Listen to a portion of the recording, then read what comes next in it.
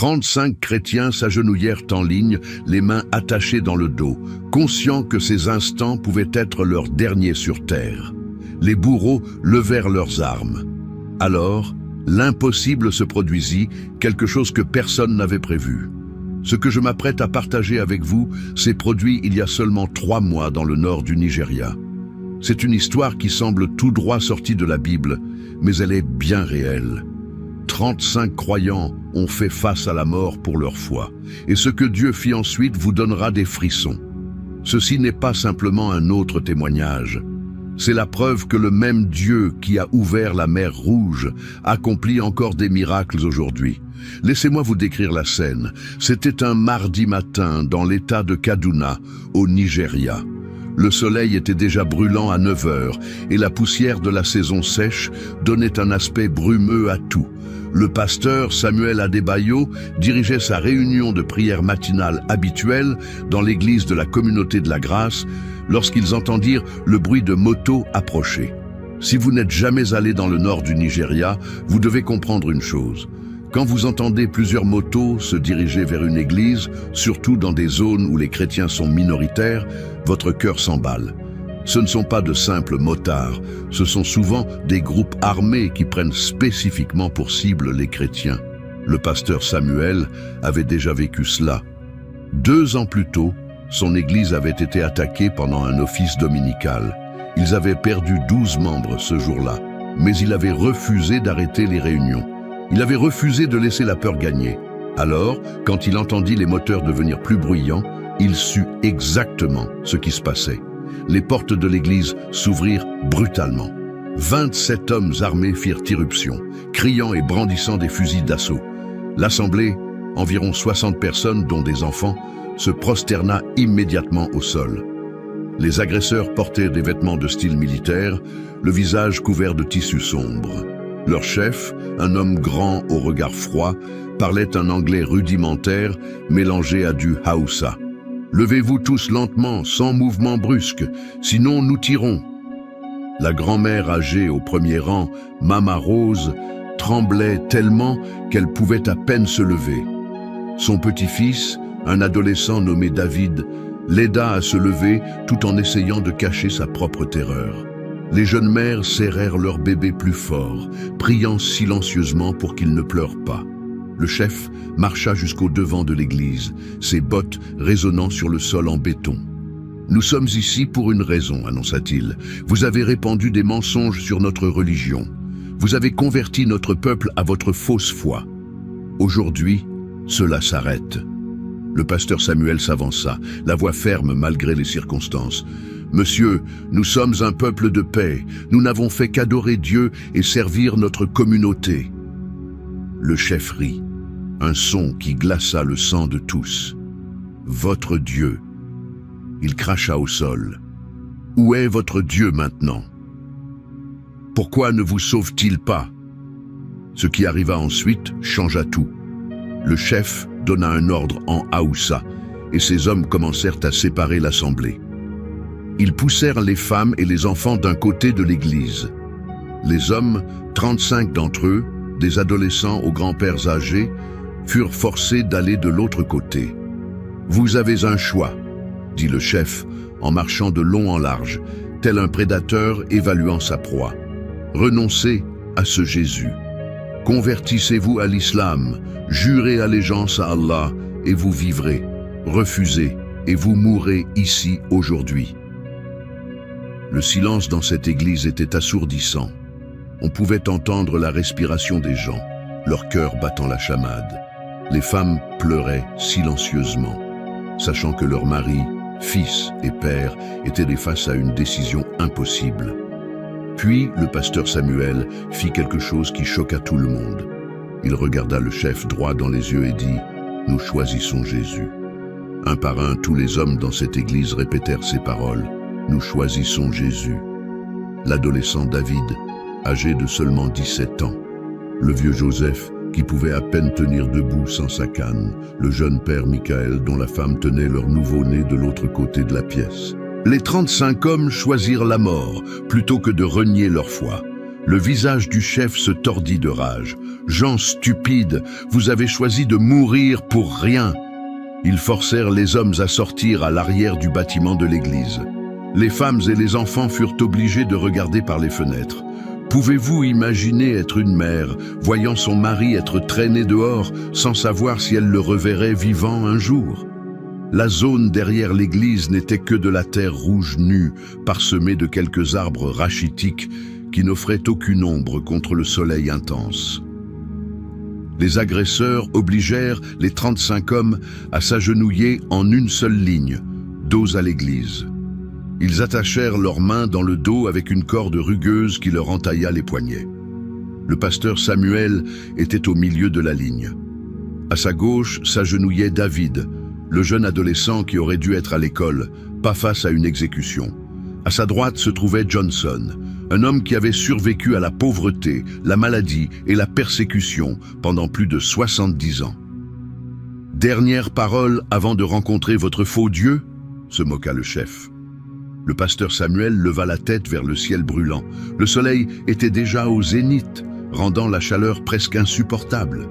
La sueur se mêlait à la poussière sur son visage, mais sa voix était claire et forte. « Père, pria-t-il assez fort pour que tous entendent, si telle est ta volonté, prends-nous à la maison pour être avec toi. Mais si tu as d'autres plans, nous nous confions en ton pouvoir. Montre à ces hommes qui tu es vraiment. » Les autres hommes commencèrent aussi à prier. Certains chuchotaient doucement, d'autres parlaient avec audace. Ils priaient pour leur famille, ils priaient pour leurs meurtriers, ils priaient pour leur nation.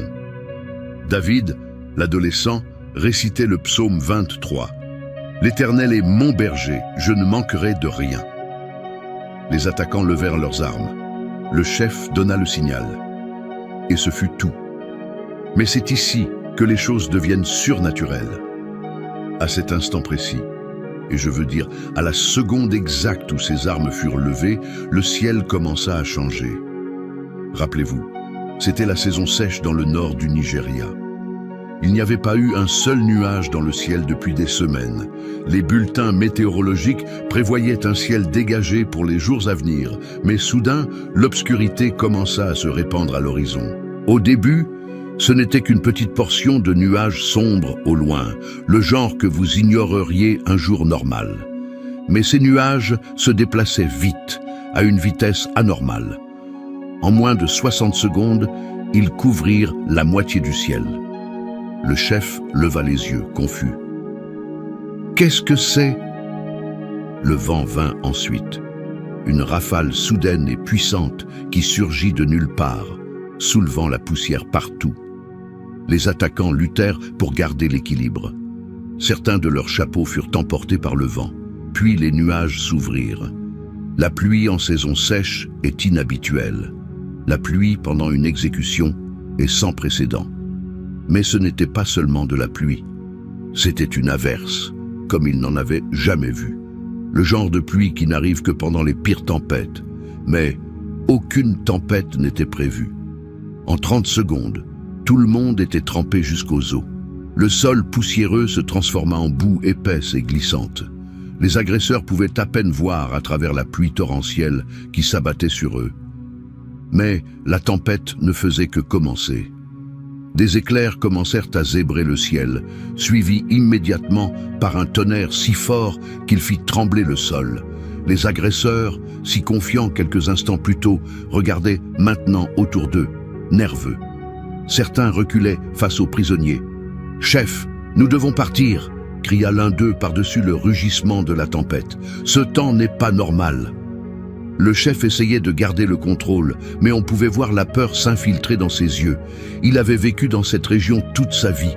Il connaissait les schémas météorologiques. Cette tempête était venue de nulle part. La pluie tombait avec une telle force qu'elle formait des ruisseaux instantanés sur le sol. La corde qui liait les mains des chrétiens devenait glissante. La visibilité était réduite à quelques mètres dans n'importe quelle direction. Puis vint la grêle. Des morceaux de glace de la taille de balles de golf commencèrent à tomber du ciel. Dans une région où les températures descendent rarement en dessous de 27 degrés, de la glace tombait du ciel. Les agresseurs couraient pour s'abriter, essayant de se protéger des impacts douloureux. « C'est l'œuvre de leur Dieu !» cria un des jeunes agresseurs paniqués. « Nous devons partir maintenant !» Le chef essayait encore de donner des ordres, mais ces hommes n'écoutaient de plus. Ils courèrent vers leur moto, désespérés d'échapper à ce qui semblait être un jugement divin tombant du ciel. Au milieu du chaos, de la pluie aveuglante, du tonnerre assourdissant, de la panique de leurs ravisseurs, quelque chose de miraculeux arriva. Les cordes qui semblaient si serrées autour des poignets des chrétiens commencèrent à se desserrer. Que ce soit la pluie les rendant glissantes ou quelque chose de plus surnaturel, un par un, les hommes sentirent leurs mains se libérer. Le pasteur Samuel fut le premier à réaliser ce qui se passait à travers la pluie. Il pouvait à peine distinguer les silhouettes des agresseurs qui fuyaient. Il libéra ses mains et commença immédiatement à aider les autres. « Frères !» chuchota-t-il avec urgence, « Dieu a ouvert un chemin. Nous devons agir maintenant. » Les 35 hommes, encore agenouillés dans la boue, commencèrent à se libérer. La tempête était si intense qu'ils pouvaient à peine voir leurs propres mains. Mais cette même tempête fournissait la couverture parfaite pour leur évasion. Le vieux Johnson, malgré son âge, se déplaçait avec la vitesse d'un homme bien plus jeune. Le jeune David aidait les hommes plus âgés qui luttaient dans la boue. Ils se mouvaient comme des ombres dans la pluie, guidés par quelque chose au-delà de la vision humaine. Les femmes et les enfants à l'intérieur de l'église regardèrent par les fenêtres, mais la tempête empêchait de voir ce qui se passait dehors. Ils ne pouvaient que prier et espérer, ignorant si leurs hommes étaient vivants ou morts. Puis, tels des fantômes émergeant de la tempête, les 35 hommes apparurent à la porte arrière de l'église, trempés, couverts de boue, épuisés mais vivants, tous. Les retrouvailles dans cette église furent quelque chose que je peux à peine décrire. Des épouses étreignant des maris qu'elles pensaient avoir perdus à jamais. Des enfants pleurant de joie, tandis que leurs parents les prenaient dans leurs bras. Mama Rose tombant à genoux, remerciant Dieu pour que son petit-fils David soit sain et sauf. Mais l'histoire ne s'arrête pas là. La tempête continua pendant exactement 43 minutes. Quand elle s'arrêta finalement, le soleil apparut aussi soudainement que les nuages. Les agresseurs avaient disparu depuis longtemps et leur moto n'était plus en vue. Mais voici la partie la plus incroyable. Et c'est ce qui a convaincu même les sceptiques de la région qu'ils avaient été témoins d'un vrai miracle. La tempête avait été complètement localisée. Je parle d'un rayon de peut-être 3 kilomètres autour de l'église. À seulement 8 kilomètres de distance, le sol était encore complètement sec. La station météorologique de la ville la plus proche n'avait enregistré aucune pluie ce jour-là. Les agriculteurs locaux qui travaillaient dans les champs à quelques kilomètres dirent avoir vu des nuages sombres et de la pluie au loin, mais n'avaient pas senti une seule goutte là où ils étaient. La tempête s'était formée au-dessus de l'église, avait accompli son devoir, puis avait disparu. La nouvelle se répandit rapidement dans la région. Musulmans, chrétiens et personnes d'autres religions parlaient tous de ce qui était arrivé à l'église de la communauté de la grâce. Même certains chefs islamiques locaux dirent que le Dieu des chrétiens avait démontré son pouvoir ce jour-là. Le pasteur Samuel me dit plus tard que dans les semaines suivant l'incident, plus de personnes se convertirent qu'il n'en avait vu en des années de ministère régulier. Des gens qui avaient peur d'aller à l'église apparurent soudain, voulant en savoir plus sur un Dieu qui pouvait contrôler la météo pour sauver son peuple. Les autorités gouvernementales enquêtèrent sur l'incident, interrogèrent des témoins, examinèrent la scène et vérifièrent les relevés météorologiques. Le rapport officiel déclara simplement que 35 hommes chrétiens avaient été capturés et menacés d'exécution, mais s'étaient échappés pendant un événement climatique inhabituel. Même eux ne purent expliquer ce qui s'était passé. Mais pour les 35 hommes qui s'étaient agenouillés dans cette boue, sentant la pluie tomber sur eux tandis que leurs liens se relâchaient, il n'y avait aucun doute sur ce qu'ils avaient vécu. Dieu avait envoyé une tempête pour les sauver. David, l'adolescent, me dit que son témoignage changea complètement sa perspective sur la foi. Avant ce jour, je croyais en Dieu parce que mes parents me l'avaient enseigné, dit-il. Après ce jour, j'ai connu Dieu personnellement. J'ai senti sa main dans ma vie. Le vieux Johnson, maintenant âgé de 72 ans, dit qu'il n'a jamais été aussi sûr de quelque chose de sa vie. J'étais prêt à mourir pour Jésus ce jour-là. Mais Jésus n'était pas prêt à me laisser mourir. Il a encore du travail pour moi. Le pasteur Samuel continue de diriger l'église de la communauté de la grâce. Le bâtiment a été rénové et agrandi 2 fois depuis l'incident grâce à tous les nouveaux membres qui l'ont rejoint. Il me dit que chaque fois qu'il prie maintenant, il se souvient de ce moment où il demanda à Dieu de montrer à ces hommes qui il était vraiment. Dieu a répondu à cette prière d'une manière que je n'aurais jamais pu imaginer, dit-il avec un sourire. Il n'a pas seulement montré qui il était, mais il l'a montré à toute la région. Les agresseurs ne furent jamais capturés, mais selon des sources locales, certains d'entre eux se convertirent au christianisme après ce qu'ils virent ce jour-là. Le chef lui-même aurait été vu assistant à un service crétin dans une ville voisine, bien que cela n'ait pas été confirmé. Ce que je veux que vous compreniez de cette histoire, c'est qu'il ne s'agit pas seulement d'un sauvetage dramatique. Il s'agit du même Dieu qui a sauvé Daniel de la fosse aux lions, qui a protégé Shadrach, Méshach et Abed-Négo dans la fournaise ardente, qui a ouvert la mer Rouge pour Moïse. Ce même Dieu accomplit encore des miracles aujourd'hui. Ces gens n'étaient pas parfaits, ce n'étaient pas des géants super spirituels. C'étaient des chrétiens ordinaires, confrontés à une situation extraordinaire, et ils ont choisi la foi au lieu de la peur, la confiance au lieu du compromis. Le pasteur Samuel admet qu'il était terrifié quand les motos s'arrêtèrent. « Je suis humain », me dit-il. J'avais peur. Mais avoir peur ne signifie pas que vous arrêtiez de faire confiance à Dieu. Cela signifie que vous lui faites confiance même quand vous avez peur. C'est une leçon que nous devons tous entendre. La foi n'est pas l'absence de peur.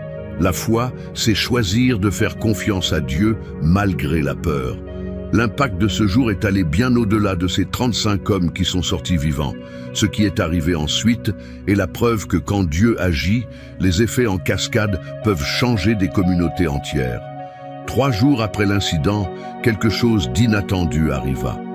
Un jeune homme nommé Ibrahim se présenta à l'église de la communauté de la grâce.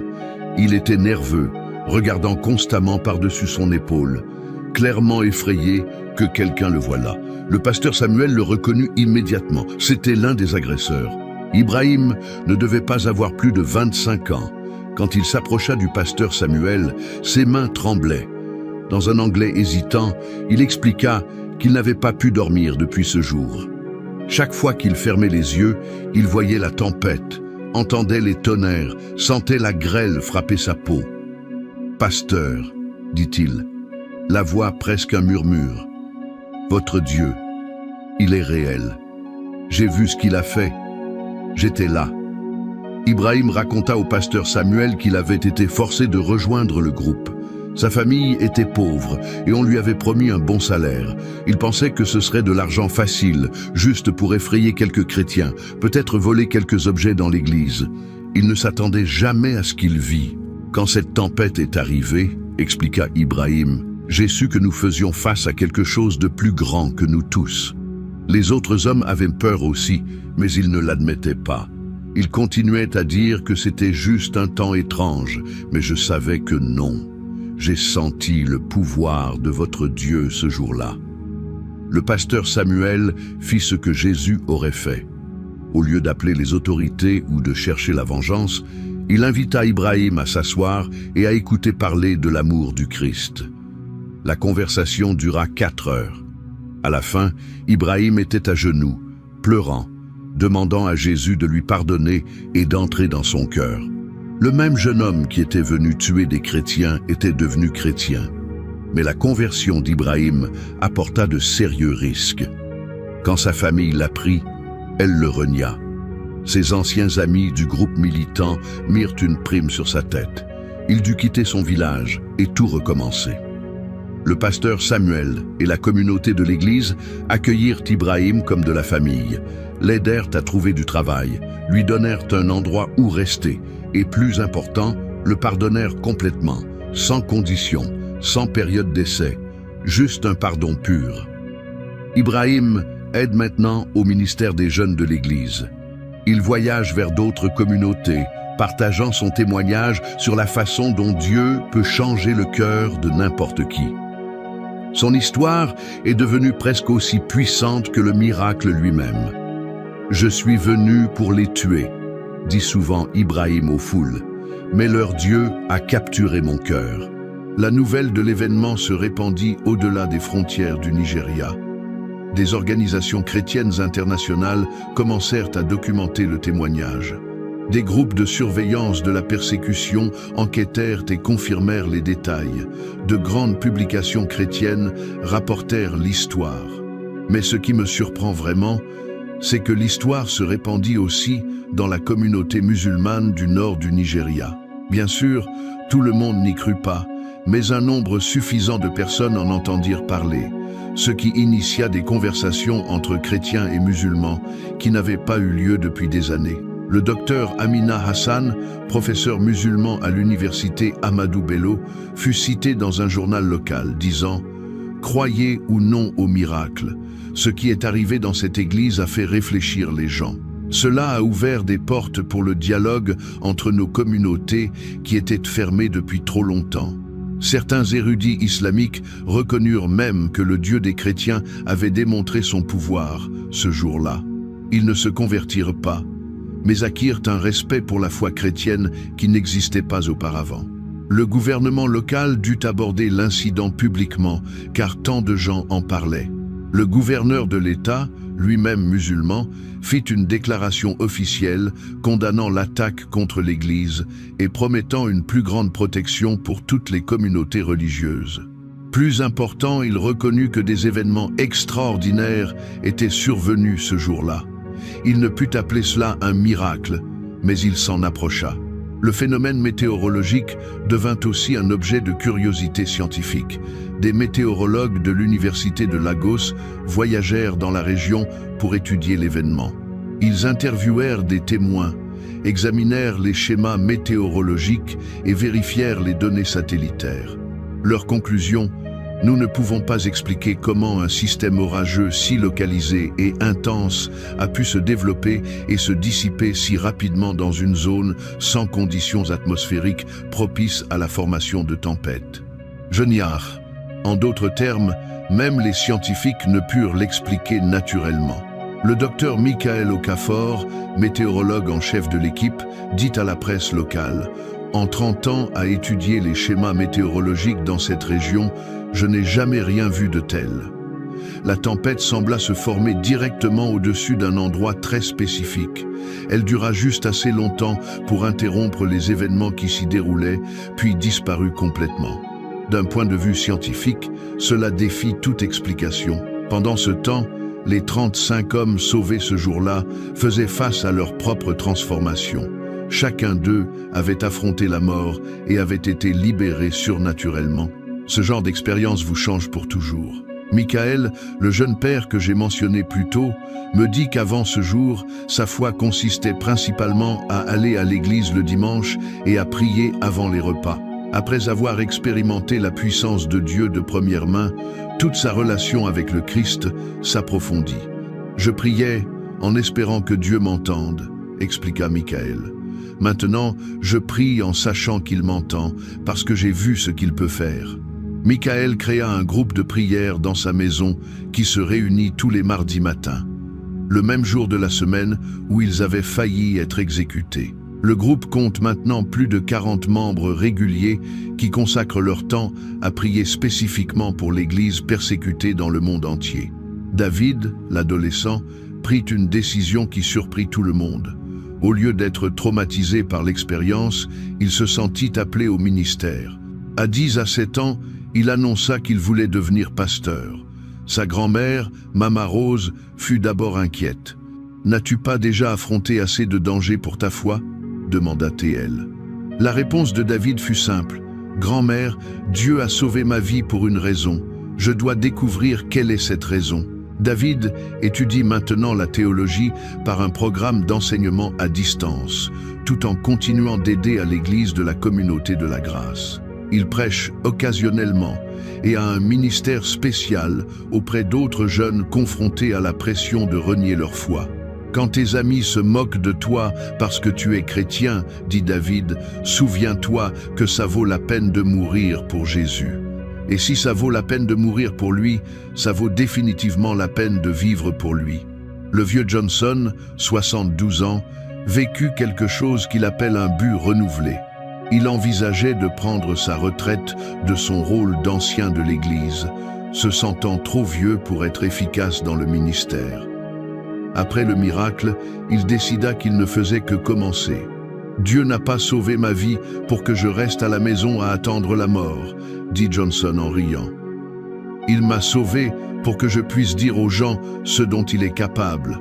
Le vieux Johnson dirige maintenant une étude biblique hebdomadaire qui se concentre spécifiquement sur les interventions miraculeuses de Dieu à travers l'histoire. Sa classe est devenue si populaire qu'elle a dû être déplacée dans le bâtiment principal de l'église pour accueillir tous les intéressés. Mais peut être que le changement le plus significatif est survenu chez le pasteur Samuel lui-même.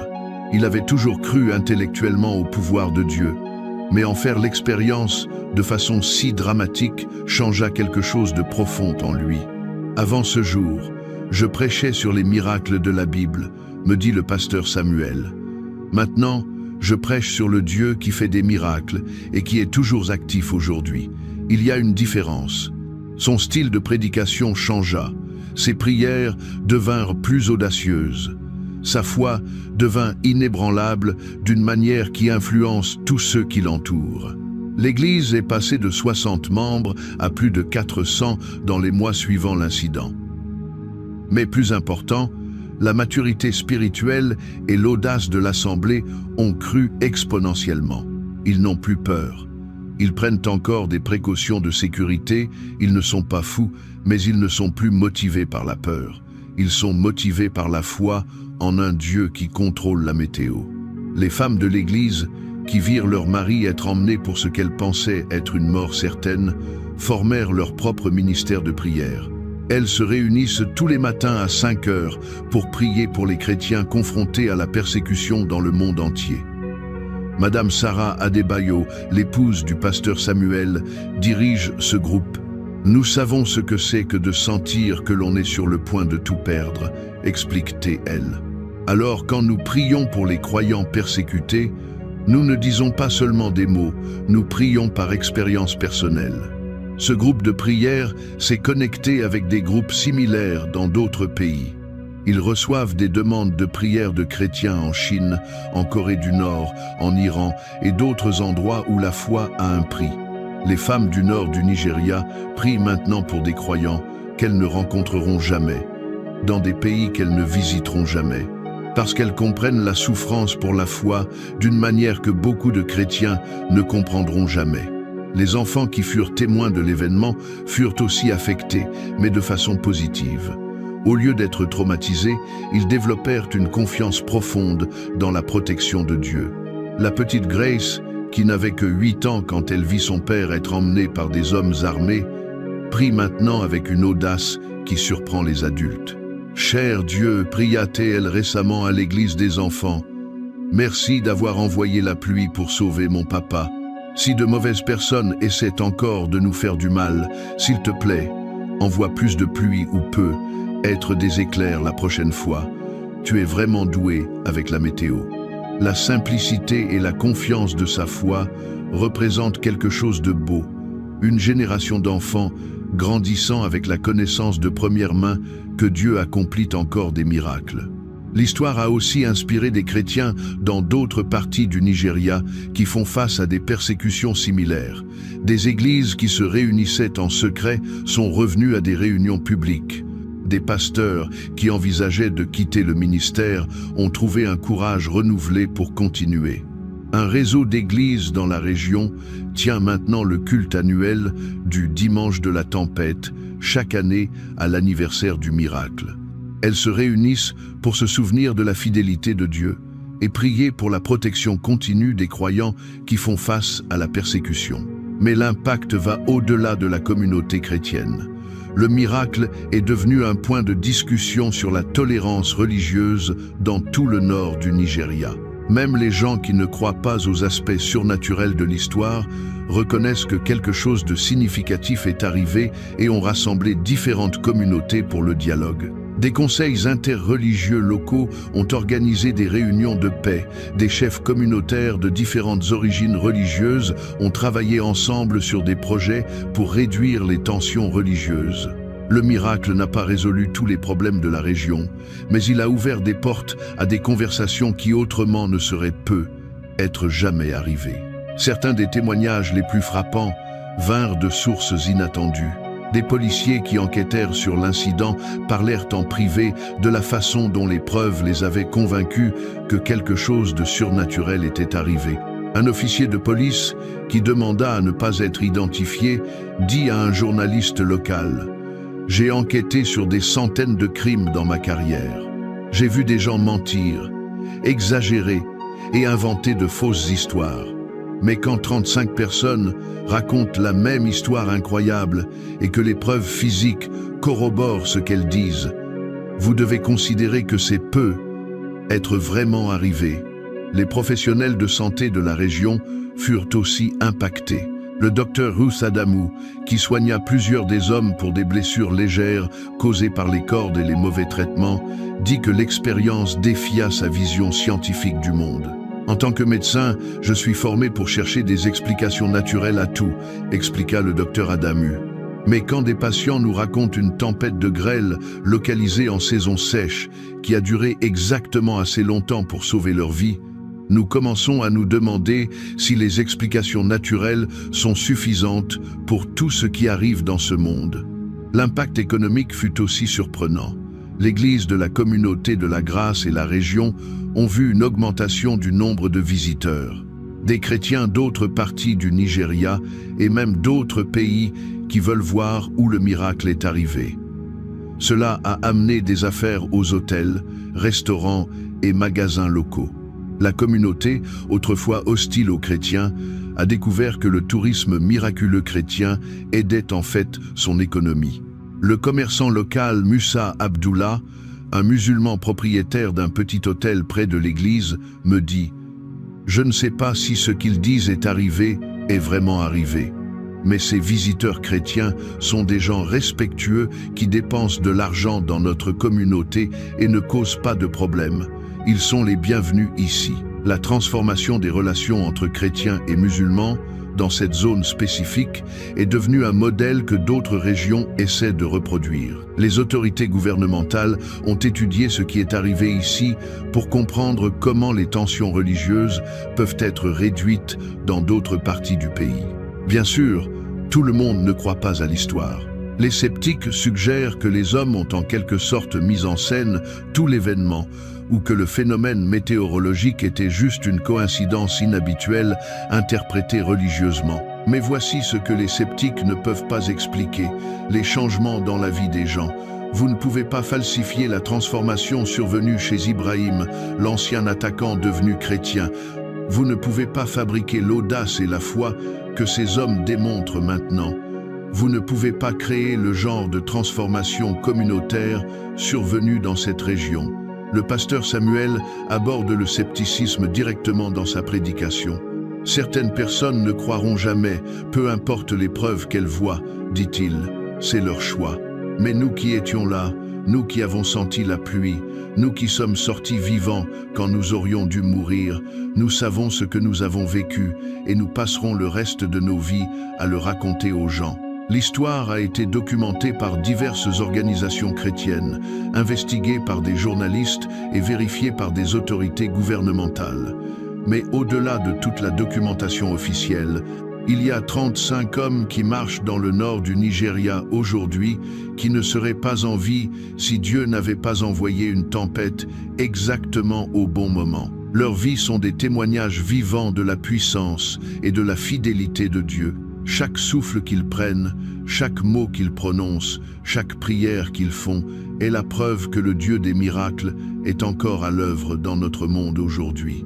Et ce n'est que le début de la façon dont ce miracle continue d'impacter des vies à travers le monde. Mais voici la partie de l'histoire qui me donne des frissons à chaque fois que j'y pense. Vous vous souvenez que je vous ai dit que le pasteur Samuel a prié « Père, si tu as d'autres plans, nous nous confions en ton pouvoir, montre à ces hommes qui tu es vraiment. » Dieu n'a pas seulement montré à ses agresseurs qui il était, il a montré au monde entier. 6 mois après le miracle, j'ai reçu un message sur le site de notre ministère. C'était d'un homme nommé Cheng Wei de Chine. Il écrivit « J'ai entendu parler des chrétiens nigérians sur une radio chrétienne clandestine. Je suis pasteur d'une église de maison dans une zone rurale de Chine.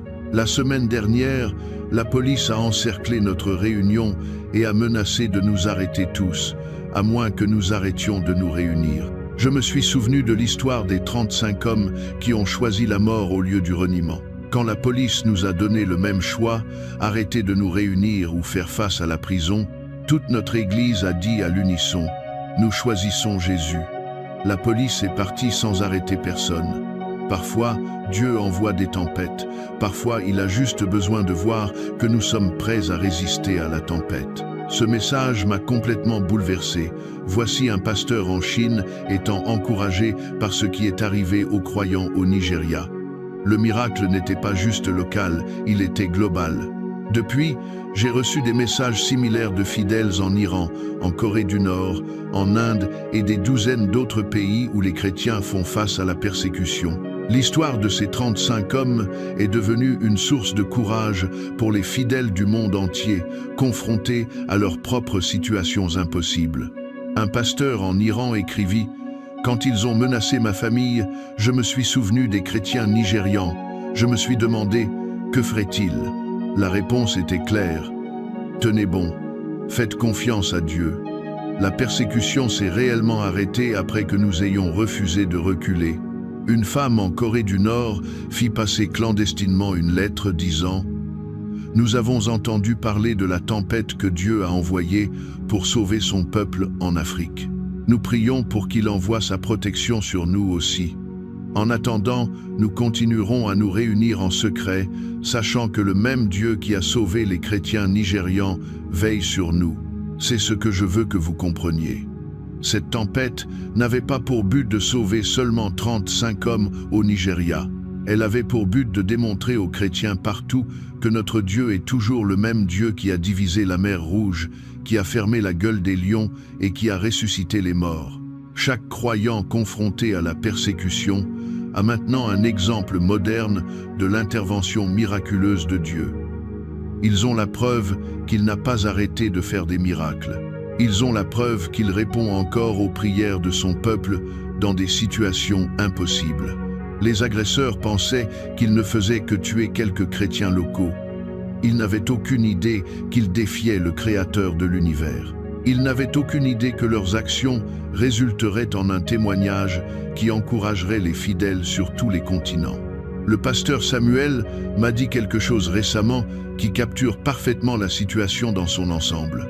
Il dit « Je pensais que Dieu nous avait sauvés de ces hommes. Maintenant, je comprends qu'il nous a sauvés pour le monde. Notre témoignage n'a jamais été seulement à propos de nous. Il était pour montrer à tous que Jésus est toujours dans le business des miracles. Pensez-y un moment. Dans un monde où les chrétiens sont incités à se taire sur leur foi, où les fidèles sont poussés à compromettre leurs convictions, où la persécution contre les chrétiens est à son plus haut niveau global, Dieu a choisi un bout de terre poussiéreux derrière une petite église dans le nord du Nigeria pour rappeler à tous qui est vraiment aux commandes. Il n'a pas envoyé d'ange, bien qu'il aurait pu. Il n'a pas frappé les attaquants avec la foudre, bien qu'il en ait eu le pouvoir. Il a envoyé de la pluie. Une pluie simple et naturelle qui est venue exactement au bon moment, au bon endroit, avec la bonne intensité pour sauver exactement 35 vies. Pourquoi de la pluie? Parce que la pluie est quelque chose que tout le monde comprend. Vous n'avez pas besoin d'un diplôme en théologie pour reconnaître que le temps ne vient pas de nulle part pendant la saison sèche. Vous n'avez pas besoin d'être chrétien pour savoir que les tempêtes de grêle localisées n'arrivent pas dans des zones où le ciel est dégagé partout ailleurs. Dieu a utilisé le miracle le plus simple et le plus indéniable possible pour que personne ne rate le message. Il est toujours Dieu, il se soucie toujours de son peuple et il a toujours le pouvoir d'intervenir dans les affaires humaines quand et comme il le veut. Ces 35 hommes n'ont pas juste récupéré leur vie ce jour-là, ils ont reçu une mission. Ils sont devenus la preuve vivante que la foi en Jésus-Christ vaut n'importe quel sacrifice.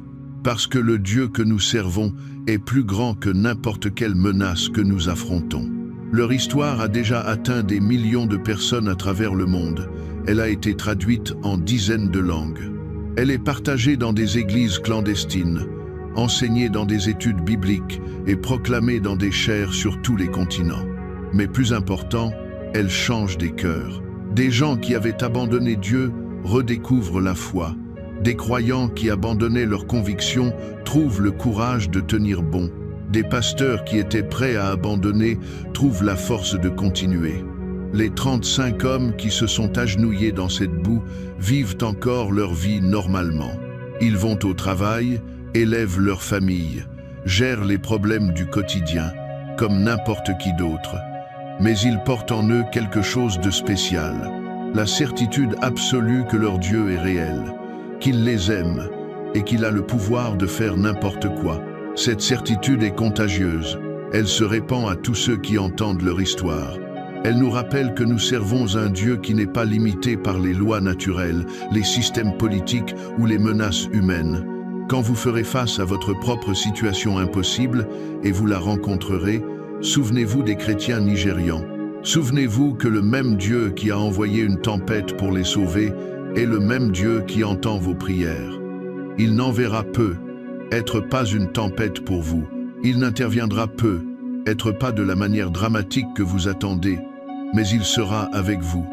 Il vous soutiendra et fera que toute chose concourt à sa gloire et à votre bien. Le miracle au Nigeria ne concerne pas seulement ce que Dieu a fait, il concerne qui Dieu est. C'est la preuve que notre foi n'est pas vaine, que notre espérance n'est pas erronée et que notre Dieu n'est pas distant ou impuissant. Il est le même hier, aujourd'hui et pour toujours. Le Dieu qui a contrôlé la météo pour sauver 35 chrétiens au Nigeria est le même Dieu qui contrôle chaque détail de votre vie. Confiez-lui vos situations impossibles, il est spécialiste en la matière.